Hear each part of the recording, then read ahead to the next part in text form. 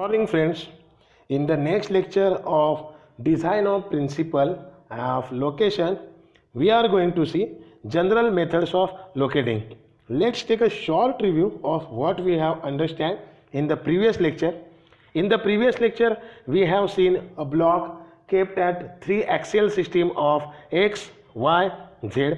We have seen three linear motions associated, that is x plus, x minus, y plus, y minus and z plus, z minus. We have seen twisting moments or turning moments, that is x, y, z clockwise and x, y, z anti-clockwise. Therefore 12 degrees of freedom were obtained.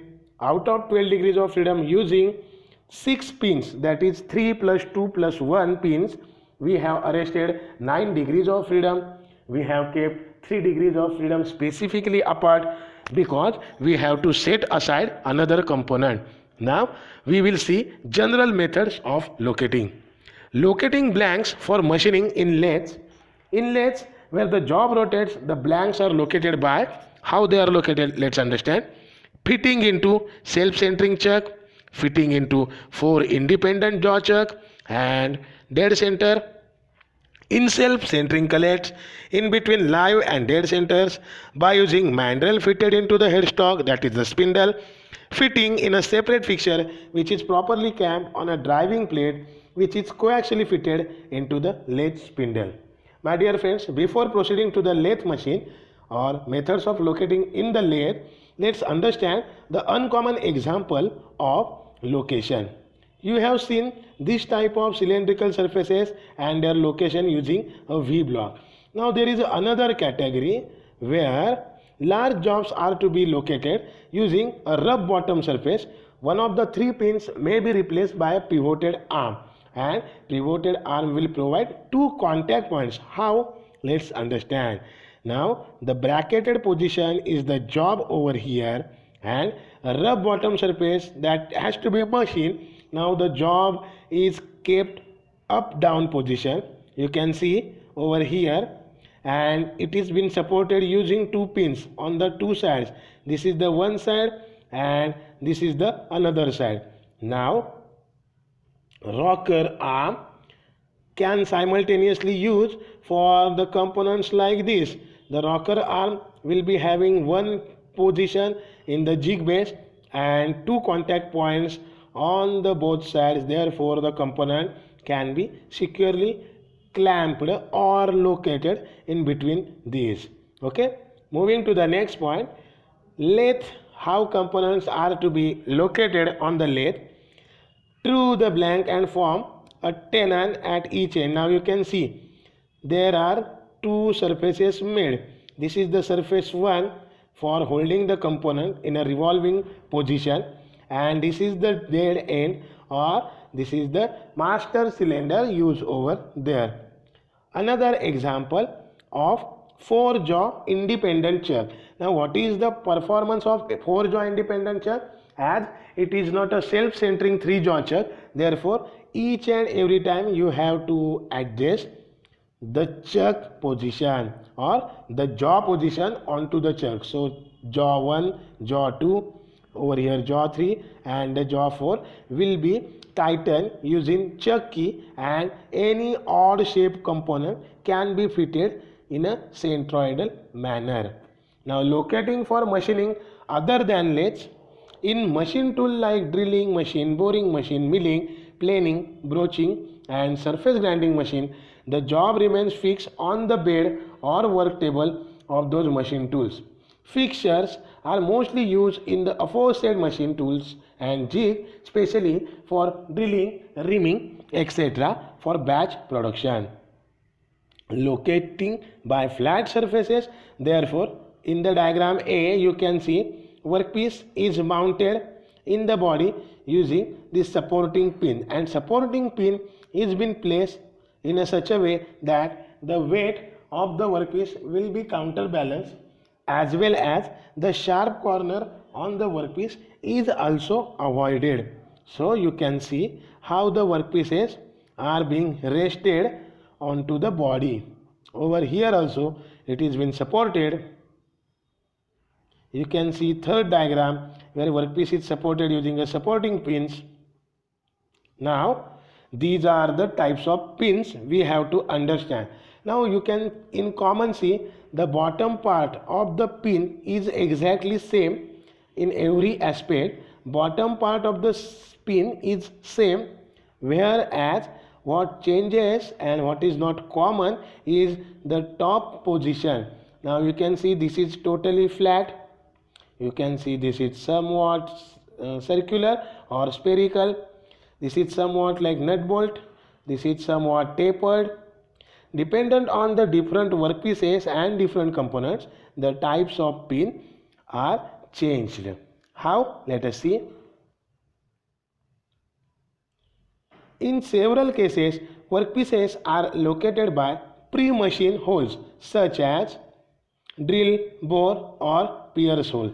Over here you can see internal diameter at the point B or hole B and hole A are machined in order to be catch up or fix up between the surfaces. Locating by two holes where one of the pins has to be diamond shaped to accommodate tolerance on the distance between the holes and their diameters. Locating by one hole and an external pin which presents rotation of the blank around the inner pin. Locating by one hole and one V block. Let's see one by one. Using two hole system, how location can be done. Over here you can see in the first diagram. Now this is the job, and on the two diameters there are locating pins specially located. Therefore the component has been arrested using two hole two pin method, whereas using an inner pin and one outer pin on the other side, clamping force is achieved using one pin two pin one hole method. You can see the inner pin has been set in a one hole and another pin has been set in the outer side in order to restrict the movement of the job. Okay, we will move forward. Locating by a pin and a V block. So over here you can easily understand the pin is used in a larger hole, and at the taper end or at the base end the job has been held by a V block. Therefore this is the example of locating by a pin and a V block. Now locating on a mandrel or plug. Locating on a mandrel or plug ring or disc type workpiece are conveniently located on mandrel or single plug. How? You can see this is the mandrel that has been fitted onto the workpiece using a nut and pin assembly, whereas over here a jig plate with a job is been adhered using plug and nut assembly. You can see this is a plug, a nut structure, jig body and a job. Okay, let's go ahead. These are the types of plugs. You can see the plug in order, make to order. These all are make to order, dependent on the workpiece and dependent on the size of the jig plate. They are conveniently manufactured. Now the supporting principles and methods. Workpiece has to be properly placed in the jig or fixture, not only for desired positioning and orientation but also on strong and rigid support such that the blank does not elastically deflect or deform under the actions of the clamping forces, cutting forces and even its weight. Basic principles or rules to be followed while designing or planning for supportings. Supporting should be provided at least at 3 points. Supporting elements and systems have to be enough strong and rigid to prevent deformation due to clamping and cutting forces. Unsupported span should not be large to cause sagging. Supporting should keep the blank in stable condition under the forces. For supporting large flat area, proper races is to be provided for better and stable support. Round or cylindrical workpiece should be supported on strong V block of suitable size. Heavy workpieces with pre-machined bottom surface should be supported on wide flat areas, otherwise on flat-ended strong pins or plugs are to be used. If more than 3 pins are required for supporting large workpieces, then the additional supporting pins are to be spring loaded or adjustable. Additional adjustable supporting pins need to be provided to compensate part size variation when the supporting surface is large and irregular, when clamping and cutting forces are large. Ring or dish type job, specially requiring indexing, should be supported in the mandrail. Let's see how. This is the deflection due to the forces for wide gap in between the support.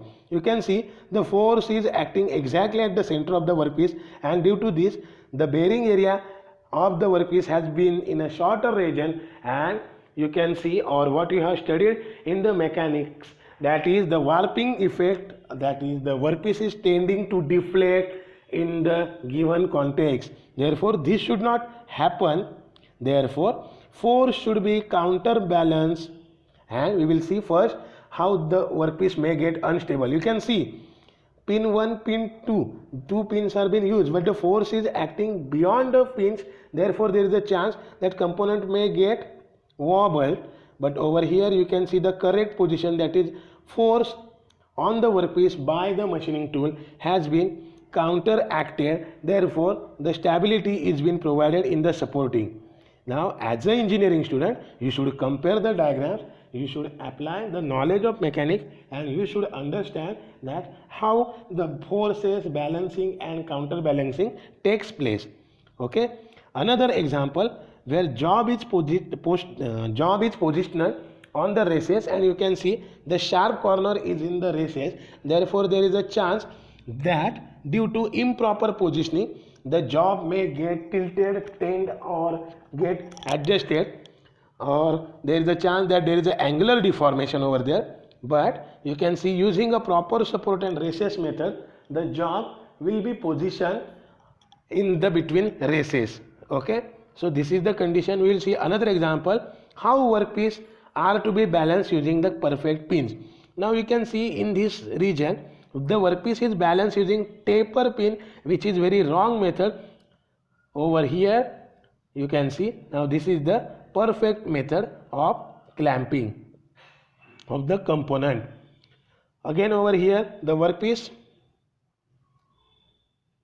in a proper position, and again in another diagram the component is resting on the pin support in a good manner. So these are the adjustable supporting pins. Now what is clamping we will see in the next lecture. So till then just revise what is clamping, what are the positions of the clamping, what are the do's and don'ts for the clamping.